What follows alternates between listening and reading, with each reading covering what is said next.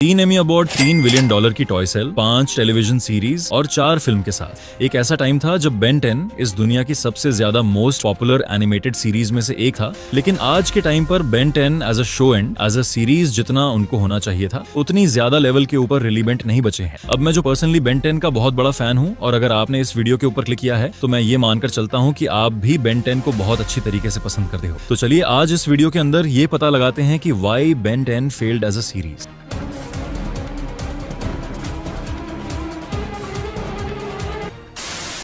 ये साल था 2003 जब 4 कॉमिक बुक आर्टिस्ट ने मिलकर ये सोचा कि भाई अब तो वह कुछ अपना ही बनाते हैं। डंकन रुलो, जो केसी, जो केली, स्टीवन टी सीगल नाम के इन 4 लोगों ने मिलकर मैन ऑफ एक्शन एंटरटेनमेंट को शुरू किया और 3 सालों तक इन्होंने एक सिंगल स्टोरी को डेवलप करने में काम किया। उसकी पूरी की पूरी स्टोरी बनाई, कंसेप्ट बनाया, डीजे हांस नाम के एक और आर्टिस्ट को अपने साथ मिलाकर कैरेक्टर डिजाइनिंग की और फाइनली 3 सालों के बाद उन सब ने मिलकर बेन 10 को क्रिएट किया। इसके बाद दिसंबर 2005 में कार्टून नेटवर्क ने बेन 10 की स्टोरी को उठा लिया और स्नीक पीक नाम के एक छोटे से फीचर सेगमेंट के अंदर 3 और अल्टीमेट कार्टून के साथ बेन 10 की छोटी सी क्लिप को फीचर किया। जिसके बाद फिर जनवरी 2006 को फाइनली कार्टून नेटवर्क बेन 10 को पूरी तरह फीचर करना शुरू कर दिया। और इस बारे में मैं आपको बता दूं कि जब भी कोई टीवी चैनल किसी शो को उठाता है ना, तो ऐसा करने के पीछे वह इस बात से बड़े अच्छे तरीके से फेमिलियर होता है कि इस कंटेंट के अंदर कुछ ना कुछ तो दम जरूर है, तभी तो ये उसके ऊपर हाथ रखते हैं। और इसकी रिलीज डेट से लेकर आने वाले कई सालों के अंदर वर्ल्ड पॉपुलेशन के अंदर अपनी एक टॉप लेवल की जगह बनाकर बेन 10 इस बात को फाइनली प्रूव भी कर दिया। और मेरे ख्याल से जिस चीज ने इसको उसकी शुरुआती सालों में इतनी ज्यादा हाइप से पहुंचा था वो थी उसकी रिलेटेबिलिटी। और ऑल अराउंड द वर्ल्ड कई सारे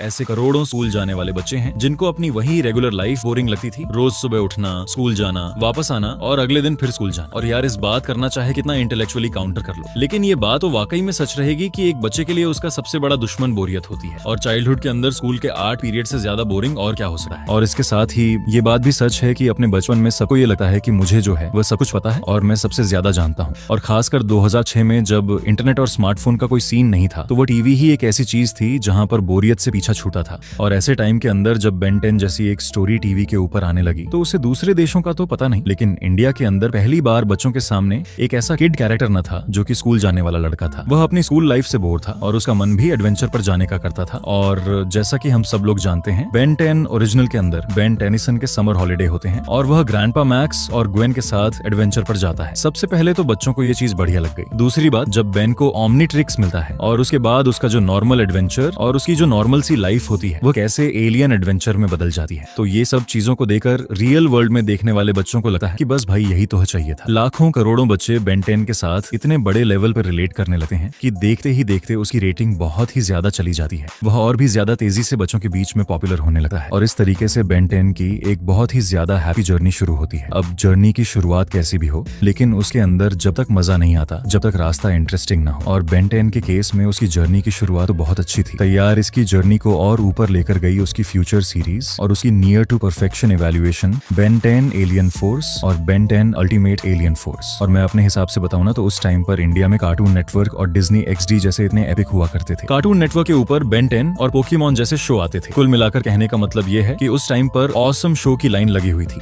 लेकिन यार मेरे ख्याल से इन सभी के बीच ऑडियंस ने कभी कोई इवैल्यूएशन नहीं देखा था। इनफैक्ट इन शोज में मेनली जो मेन कैरेक्टर शुरू से लेकर एंड तक एक बच्चा ही रहता था। बट फिर 2010 में आया बेन 10 एलियन फोर्स, जिसमें फाइनली एक ऐसा कैरेक्टर आया जो अपनी ऑडियंस के साथ बड़ा हुआ। एक बच्चा अब टीनेजर बन गया था, मैच्योर। और सच बताऊं तो उस समय ऐसा लगता था कि बेन हमारे साथ बड़ा हुआ है। जिसके बाद शो की स्टोरी काफी मैच्योर हुई, बेन 10 का कैरेक्टर इवैल्यूएशन हुआ। ओमनीट्रिक्स में नए एलियन ऐड करने की वजह से कई सारे ऐसे फैंस जो कि बेन 10 को पहले देखते थे लेकिन अब इसको भूलने लगे थे, वह सब लोग भी एक तरीके से बेन 10 को दोबारा से देखने लगे थे। एंड ये एक काफी ऑसम मूव था। लेकिन इसके साथ ही कुछ लोगों का ये कहना है कि बेन 10 एलियन फोर्स के अंदर बेन का जो कैरेक्टर था वे शुरू में बहुत ही ज्यादा ऑसम था। इतने सालों के बाद फाइनली वो मिशन और अपनी लाइफ को लेकर कई सारे मैच्योर डिसीजन लेने लगा था। लेकिन कई सारे फैंस के हिसाब से मेकर्स ने जो इस शो को किड शो बोलकर ही मार्केट किया, तो अल्टीमेट एलियंस के अंदर बेन की पर्सनैलिटी को एक बार फिर से चाइल्डिश बना दिया गया। मेरा भी पर्सनली ये मानना है कि इतनी ज्यादा effective story story, epic mature element show के अंदर इतनी डाइवर्सिटी होने के बाद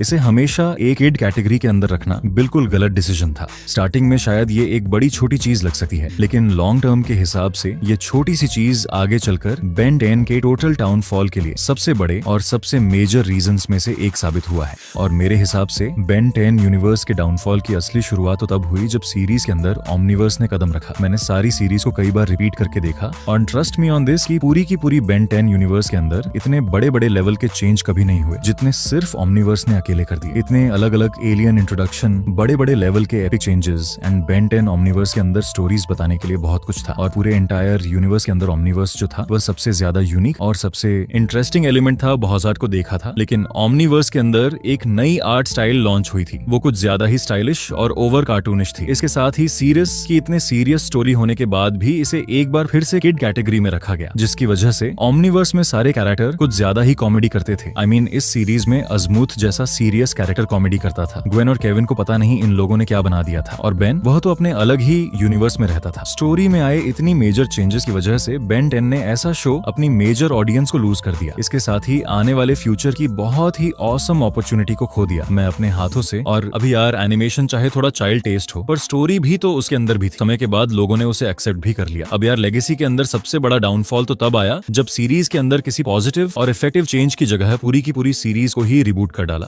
ये बात मैंने पहले भी कही थी कि बेन 10 चला ही उसकी रिलेटेबिलिटी और उसकी जो यूनिकनेस के कारण था, लेकिन इस शो का ये नया रिबूट इन दोनों ही केस में ला करता है। अब देखो, मैं ये बात अच्छी तरह से समझता हूँ कि बेन 10 की पुरानी ऑडियंस अब अपने टीनेज और अर्ली एडल्ट एज के अंदर आ गए हैं, और हमारे लिए एक किड्स शो से कनेक्ट कर पाना टेक्निकली पॉसिबल नहीं है। I totally agree with that. लेकिन अगर इसके ऊपर मैं अपनी ओपिनियन दूं तो मेरे हिसाब से शो के मेकर्स इस बात को समझ ही नहीं पाए कि एक नई जनरेशन के बच्चों की ऑडियंस को टारगेट करने के चक्कर में उस ऑडियंस के लोगों को भूल रहे हैं, जो कि बहुत ही ज्यादा बड़ी है और जो टेक्निकली इस शो के साथ बड़ी हुई है। अब इस वीडियो को बनाते वक्त और इसको बनाने के लिए मैंने कुछ रिव्यूज को पढ़ा, जिसके अंदर कई सारे लोग ये चीज भी लिख रहे हैं कि अगर इस न्यू वाले बेन 10 रिबूट को ओरिजिनल के साथ कंपेयर ना किया जाए तो ये भी बहुत ही ज्यादा बढ़िया है। And I think that could be true. देखो, एक शो को एक नई जनरेशन के लिए रिबूट होना कोई नई बात नहीं है, लेकिन यार मैन ऑफ एक्शन की तरफ से बेन 10 जैसी एक सुपर सीरीज को अभी भी एक किड कैरेक्टर की तरफ टारगेट करना, एक बार फिर से उन्हीं सारी चीजों को रिक्रिएट करना, मेरे हिसाब से सिर्फ मनी मेकिंग प्रोसेस से ज्यादा और कुछ है नहीं। ऐसा बिल्कुल नहीं है